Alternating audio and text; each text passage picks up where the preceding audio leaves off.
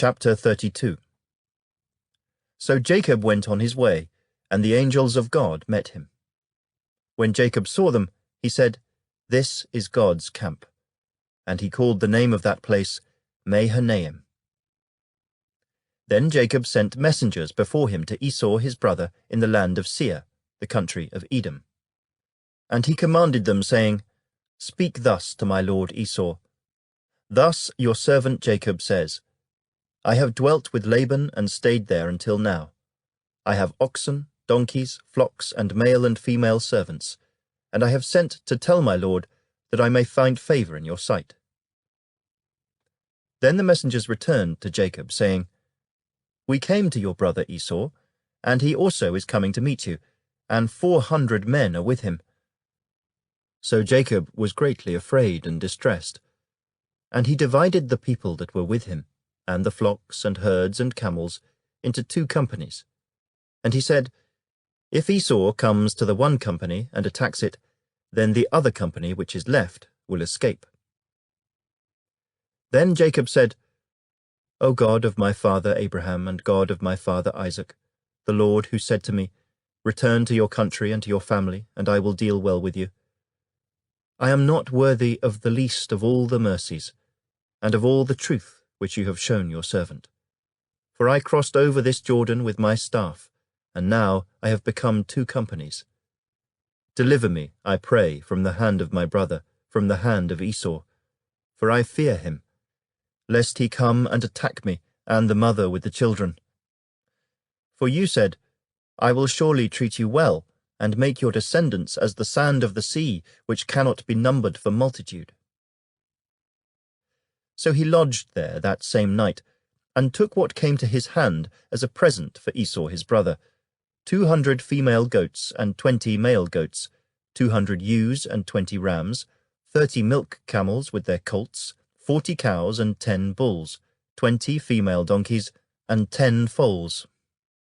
Then he delivered them to the hand of his servants, every drove by itself, and said to his servants, "Pass over before me, and put some distance between successive droves." And he commanded the first one, saying, "When Esau, my brother, meets you and asks you, saying, 'To whom do you belong, and where are you going? Who are these in front of you?' Then you shall say, 'They are your servant Jacob's. It is a present sent to my lord Esau, and behold, he also is behind us.'" So he commanded the second, the third, and all who followed the droves, saying, "In this manner you shall speak to Esau when you find him, and also say, 'Behold, your servant Jacob is behind us.' For he said, 'I will appease him with the present that goes before me, and afterward I will see his face. Perhaps he will accept me.' So the present went on over before him, but he himself lodged that night in the camp.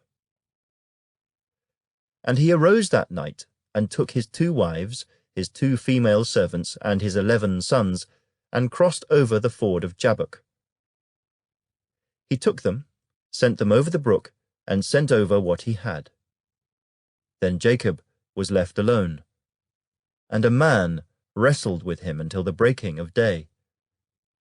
Now when he saw that he did not prevail against him, he touched the socket of his hip, and the socket of Jacob's hip was out of joint as he wrestled with him. And he said, "Let me go, for the day breaks." But he said, "I will not let you go unless you bless me."